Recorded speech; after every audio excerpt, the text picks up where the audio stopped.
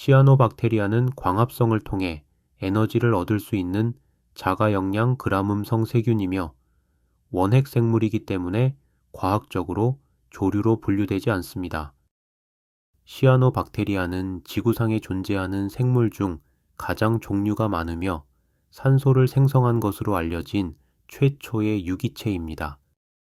시아노박테리아는 거의 모든 육지와 수생 환경, 즉 바다, 담수, 습한 토양, 사막의 일시적으로 축축한 바위, 심지어 남극 바위에서도 발견됩니다. 시아노박테리아는 물이 잔잔하고 혼합이 거의 없는 연못과 호수에서 번성합니다. 물이 자연적으로 또는 인공적으로 흐르면 시아노박테리아의 수명 주기가 중단됩니다. 이러한 이유로 자연에서는 물이 느리게 흐르지 않는 한 시아노박테리아가 대량 번식하는 일은 거의 없습니다. 해수 어항에서는 짙은 붉은색, 보라색의 끈적끈적한 시아노박테리아를 가장 자주 볼 수 있습니다. 때로는 밝은 녹색이나 검은색으로 나타나기도 합니다. 그냥 내버려 두면 시아노박테리아 매트가 산호와 돌을 덮어 질식시킵니다. 보기에 좋지 않을 뿐 아니라 박테리아 균형을 깨뜨려 문제를 해결하기 어렵게 만듭니다. 과거에는 질산염, 인산염 등 영양소 과다와 느린 물 흐름이 시아노박테리아 발생의 주요 원인으로 생각되었습니다. 하지만 시아노박테리아는 영양소가 매우 부족한 환경과 혐기성 환경에서도 자랄 수 있는데 이는 이전의 생각과 다릅니다. 인산염과 질산염 수치가 제로인 수조에서도 시아노박테리아가 자랍니다. 질산염과 인산염을 매우 낮은 수준으로 낮추는 것이 해결책이 아닐 수 있으며 실제로는 비율이 더 중요할 수 있습니다. 이를 염두에 두고 단순히 영양소를 제거하는 것보다 균형을 맞추는 것에 대해 생각해야 합니다. 핵심은 이 두 수치를 이상적인 범위 내에서 유지하고 변동시키지 않는 것입니다. 인산염 수치는 제로보다 높지만 0.1 ppm 미만이고 질산염은 5 ppm 미만이어야 합니다. 이렇게 하면 유익한 박테리아가 번성하여 이용 가능한 양분을 놓고 시아노박테리아와 경쟁할 수 있습니다. 너무 많은 유기물로 인해 질산염과 인산염 수치가 상승하면 유익한 박테리아보다 시아노박테리아가 그 유기물을 이용할 수 있습니다. 질산염과 인산염이 충분하지 않은 수조에서는 무슨 일이 일어날까요? 유익한 박테리아의 증식이 감소하기 시작합니다.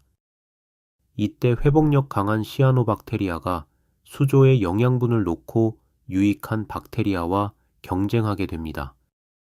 질산염 제로, 인산염 제로인 더블 제로 상태에서 시아노박테리아가 있는 경우 그 수치를 높이는 동시에 시아노박테리아를 제거하세요. 이러한 상황은 향상된 여과 기술과 카본 소스 투여로 인해 훨씬 더 흔하게 나타날 수 있습니다.